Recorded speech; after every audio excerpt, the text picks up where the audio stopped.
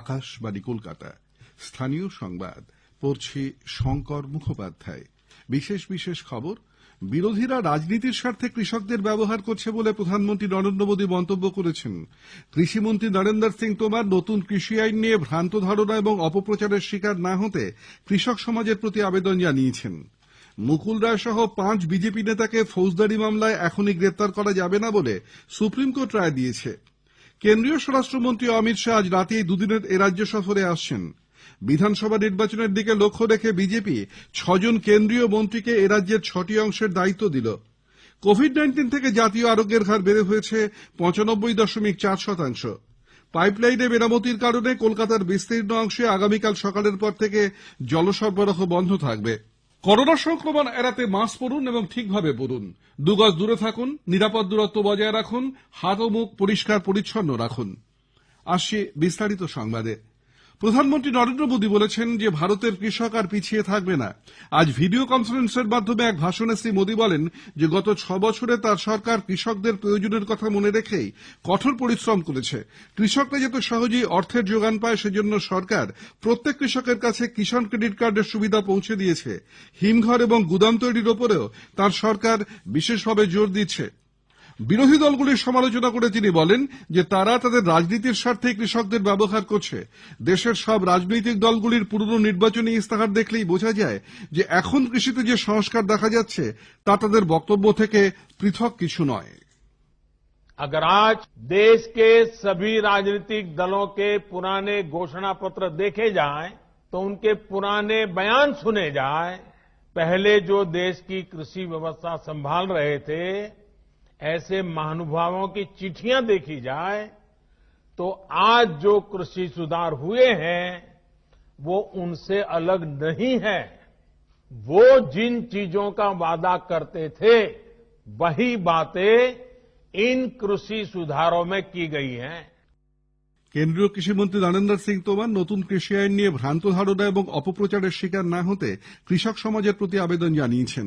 কৃষকদের উদ্দেশ্যে লেখা এক চিঠিতে শ্রী তোমর সতর্ক করে বলেছেন যে বিভিন্ন রাজনৈতিক দল তাদের স্বার্থ চরিতার্থ করতেই এই আইনের বিরুদ্ধে কৃষকদের উত্তেজিত করছে। তিনি আরো বলেন যে নতুন আইনে স্পষ্টই বলা আছে যে কৃষক এবং ব্যবসায়ীদের মধ্যে চুক্তি শুধুমাত্র ফসল নিয়ে, জমি নিয়ে নয়, জমি কৃষকদের সম্পত্তিই থাকবে। মুকুল রায়, কৈলাস বিজয়বর্গীয় সহ 5 বিজেপি নেতাকে সুপ্রিম কোর্ট আজ কিছুটা স্বস্তি দিয়ে জানিয়েছে যে তাদের বিরুদ্ধে দায়ের হওয়া ফৌজদারি মামলায় পরবর্তী শুনানি না হওয়া পর্যন্ত রাজ্য পুলিশ তাদের বিরুদ্ধে কোনো দমনমূলক ব্যবস্থা নিতে পারবে না। এই 5 বিজেপি নেতার পৃথক আবেদনের ভিত্তিতে বিচারপতি সঞ্জয় কিষণ কৌলের নেতৃত্বাধীন বেঞ্চ রাজ্য সরকারের কাছে এ বিষয়ে রিপোর্ট চেয়েছে। মুকুল রায় সহ অন্যরা রাজ্যের শাসক দল তৃণমূল কংগ্রেসের মদতে পুলিশ তাদের বিরুদ্ধে উঠে পড়ে লেগেছে বলে অভিযোগ করে উচ্চ আদালতের দ্বারস্থ হয়েছিলেন।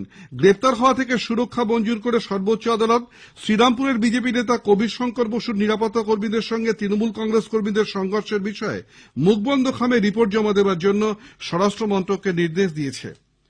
কেন্দ্রীয় স্বরাষ্ট্রমন্ত্রী অমিত শাহর রাজ্য সফরের আগেই বিজেপি বিধানসভা নির্বাচনের দিকে লক্ষ্য রেখে 6 জন কেন্দ্রীয় মন্ত্রীকে রাজ্যের 6টি অংশের দায়িত্ব দিল। এই মন্ত্রীরা রাজ্যে প্রচারের দায়িত্ব সামলাবেন। এরা হলেন গজেন্দ্র সিং শেখাওয়াত, অর্জুন মুন্ডা, প্রহ্লাদ প্যাটেল, সঞ্জীব বালিয়ান, নিত্যানন্দ রায় এবং মনসুখ ভাই মান্ডবিয়া। প্রহ্লাদ প্যাটেলকে 6টি লোকসভা এলাকা এবং অন্যদের 5টি করে লোকসভা আসন এলাকার দায়িত্ব দেওয়া হয়েছে। বিধানসভা নির্বাচন না হওয়া পর্যন্ত এই মন্ত্রীরা প্রতি মাসে তাদের জন্য নির্দিষ্ট এলাকায় 10 থেকে 15 দিন করে সময় দেবেন। কেন্দ্রীয় স্বরাষ্ট্রমন্ত্রী অমিত শাহ আজ রাতেই রাজ্য সফরে আসছেন। দুদিনের এই সফরে তার একাধিক কর্মসূচি রয়েছে। আজ কলকাতায় রাত্রিবাসের পর আগামীকাল তিনি মেদিনীপুর যাবেন। সেখানে তিনি কৃষকদের সঙ্গে কথা বলবেন। পরে কেন্দ্রীয় স্বরাষ্ট্রমন্ত্রীর মেদিনীপুর কলেজ ময়দানে একটি জনসভাতে যোগ দেওয়ার কথা। আমাদের জেলা সংবাদদাতা জানাচ্ছেন যে কলেজ ময়দানে মঞ্চ তৈরি সহ স্বরাষ্ট্রমন্ত্রীর সফর উপলক্ষে নিরাপত্তার যাবতীয় প্রস্তুতি সম্পূর্ণ।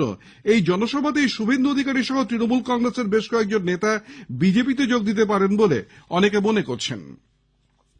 এদিকে উত্তর 24 পরগনার ব্যারাকপুরের তৃণমূল কংগ্রেস বিধায়ক শিলভদ্র দত্ত আজ দল ছেড়েছেন। শ্রী দত্ত জানিয়েছেন যে দলনেত্রীকে তার পদত্যাগপত্র তিনি পাঠিয়ে দিয়েছেন, তবে বিধায়ক পদে তিনি এখনো রয়েছেন। এদিকে ব্যারাকপুরের বিজেপি সাংসদ অর্জুন সিং জানিয়েছেন যে আগামীকাল অমিত শাহ সভায় শিলভদ্র দত্ত ছাড়াও আরো বেশ কয়েকজন বিধায়ক বিজেপিতে যোগ দেবেন। যদিও শিলভদ্র দত্ত বিজেপিতে যাওয়ার বিষয়ে কিছু বলেননি। আমার মনে হয়েছে যে আমি বোধহয় ঠিক নয় এখনকার এই সময়কার এই রাজনীতি পদত্যাগ করেছি, বাকি কথা পরে হবে। এ বিষয়ে পুরমন্ত্রী ফিরহাদ হাকিম বলেছেন, বিনা দোষে ফাঁসানো এটা কাজ হলো বিজেপির। কোথাও এজেন্সির চাপ, কোথাও টাকার চাপ, কোথাও এই চাপ দিয়ে মানুষের অপোজিশনকে ভেঙে দেওয়া। সেটা মধ্যপ্রদেশেও করেছে, জয়পুরেও করতেছিল, সারা ভারতবর্ষ জুড়েই করছে, আজকে বাংলাতেও করছে। এদিকে শুভেন্দু অধিকারী দল ছাড়তেই পশ্চিম মেদিনীপুরের গোয়ালতোড়ের তৃণমূল কংগ্রেস নেতা দুলাল মণ্ডল দল ছেড়েছেন। তৃণমূল কংগ্রেসের কিষাণ ক্ষেত মজুর সেলের রাজ্য সভাপতি বেচারাম মান্নাকে তিনি তার সিদ্ধান্তের কথা জানিয়ে দিয়েছেন বলে শ্রী মণ্ডল জানান। তবে দুলাল বাবুর স্ত্রী কাবেরী চট্টোপাধ্যায় পশ্চিম মেদিনীপুর জেলা পরিষদের উপাধ্যক্ষ পদেই রয়েছেন। রাজ্যের 3 আইপিএস অফিসারকে কেন্দ্রে ডেপুটেশনের নির্দেশ দেওয়ায় রাজ্য সরকার সুপ্রিম কোর্টে যাওয়ার বিষয়ে চিন্তাভাবনা করছে। জেপি নাড্ডার কনভয় হামলার ঘটনায় কেন্দ্রীয় স্বরাষ্ট্রমন্ত্রক প্রবীণ কুমার, রাজীব মিশ্র এবং ভোলানাথ পাণ্ডে এই 3 আইপিএস অফিসারকে বদলির নির্দেশ দেয়। রাজ্য সরকার অবশ্য এই 3 জনকে ছাড়তে রাজি নয়।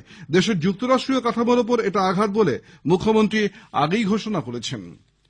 কেন্দ্রের বিজেপি সরকার মনে করলে রাজ্যে রাষ্ট্রপতি শাসন জারি করতেই পারে, কিন্তু তা নিয়ে বিজেপি নেতৃবৃন্দের দাবি বা ভাষণের কোনো প্রয়োজন নেই বলে লোকসভায় কংগ্রেস নেতা অধীর রঞ্জন চৌধুরী মন্তব্য করেছেন। আজ সকালে বর্ধমানে সাংবাদিকদের তিনি বলেন যে এরাজ্যের ভোটে শাসক দলের ওপর লাগাম টানা সম্ভব না হলে কেন্দ্রীয় বাহিনী দিয়েও শান্তিপূর্ণ নির্বাচন সম্ভব নয়। সিপিআইএম এর হলদিয়ার বিধায়ক তাপসী মণ্ডলকে দলবিরোধী কাজ এবং বিজেপিতে যোগদানের কথা সংবাদ মাধ্যমের কাছে বলার পর আজ তাকে দল থেকে বহিষ্কার করা হয়েছে। দলের পূর্ব মেদিনীপুরের জেলা সম্পাদক নিরঞ্জন সিংহ এই খবর দিয়ে জানিয়েছেন যে তমলুকে জেলা সম্পাদক মণ্ডলীর সভায় সর্বসম্মতিক্রমে এই সিদ্ধান্ত নেওয়া হয়েছে। তাপসী মণ্ডল জানিয়েছেন যে দলে থেকে তিনি মানুষের জন্য কাজ করতে পারবেন সেই দলেই তিনি যাবেন। স্থানীয় সংবাদ শুনছেন আকাশবাণী কলকাতা কেন্দ্র থেকে। দেশে করোনা সংক্রমণ থেকে আরোগ্যের হার কিছুটা বেড়ে হয়েছে 95.4%। দৈনিক সংক্রমণ বেশ কিছুটা কমেছে। নতুন করে সংক্রমিত হয়েছেন 22,890 জন। গত 4 মাসের মধ্যে একদিনের সংক্রমণের নিরিখে এই সংখ্যা অনেকটাই কম। কেন্দ্রীয় জলশক্তি মন্ত্রী গজেন্দ্র সিং শেখাওয়াত দুদিনের ফারাক্কা ব্যারেজ পরিদর্শন শেষে আজ সাংবাদিকদের বলেন যে প্রকল্পের অব্যবহৃত জমি জবরদখল মুক্ত করতে হবে। গঙ্গা ভাঙন নিয়ে কেন্দ্রীয় সরকার শীঘ্রই স্থায়ী সমাধান সূত্র বের করবে বলে শ্রী শেখাওয়াত উল্লেখ করেন। গতকাল তিনি ফারাক্কা ব্যারেজের আধুনিকীকরণ প্রকল্পের সূচনা করেন। কেন্দ্রীয় ইস্পাত মন্ত্রী ধর্মেন্দ্র প্রধান আজ দুর্গাপুর এবং বার্নপুর লৌহ ইস্পাত কারখানার পরিকাঠামো খতিয়ে দেখেন। তিনি সাংবাদিকদের বলেন যে দেশে ইস্পাতের উৎপাদন 2030 সালের মধ্যে 30 কোটি মেট্রিক টন করবার লক্ষ্যমাত্রা ধার্য হয়েছে। এই 2 কারখানাকে আরো লাভজনক করে তুলতে এর উৎপাদন ক্ষমতা, বাজার, ভবিষ্যৎ পরিকল্পনা নিয়ে শ্রী প্রধান কারখানার আধিকারিকদের সঙ্গে আলোচনা করেছেন। উপাচার্য নিয়োগের ক্ষমতা নিয়ে বিতর্কের মধ্যেই রাজ্যপাল আচার্য জগদীপ ধনখড় উত্তরবঙ্গ কৃষি বিশ্ববিদ্যালয়ের নতুন উপাচার্য হিসেবে অধ্যাপক স্বরূপ চক্রবর্তীর নাম ঘোষণা করেছেন। এদিকে আচার্য তথা রাজ্যপালের অনুমোদন ছাড়াই রাজ্যের উচ্চশিক্ষা দপ্তর আজ নোটিফিকেশন জারি করে নদিয়ার কল্যাণী বিশ্ববিদ্যালয়ের পরবর্তী উপাচার্য হিসেবে অধ্যাপক মানস কুমার সান্যালকে নিয়োগ করেছে। আজ সন্ধ্যায় এই নিয়োগপত্র বিশ্ববিদ্যালয়ে এসে পৌঁছেছে বলে আমাদের সংবাদদাতা জানিয়েছেন। গার্ডেন রিচ জল প্রকল্পের পাইপলাইন মেরামতির কাজের জন্য আগামীকাল সকালের পর গার্ডেন রিচ, টালিগঞ্জ, যাদবপুর, বেহালা সহ দক্ষিণ কলকাতার বিস্তীর্ণ অংশে এবং দক্ষিণ শহরতলির একাংশে জল সরবরাহ বন্ধ থাকবে। মহেশতলা এবং বজবজপুর এলাকায় জল সরবরাহ বন্ধ থাকবে। রবিবার সকাল থেকে জল সরবরাহ আবার স্বাভাবিক হবে। গরু পাচার কাণ্ডে মূল অভিযুক্ত এনামুল হককে নিজেদের হেফাজতে দেওয়ার আবেদন জানিয়ে সিবিআই হাইকোর্টের দ্বারস্থ হলে হাইকোর্ট 24 ডিসেম্বর পর্যন্ত এনামুলকে সিবিআই হেফাজতে পাঠিয়েছে।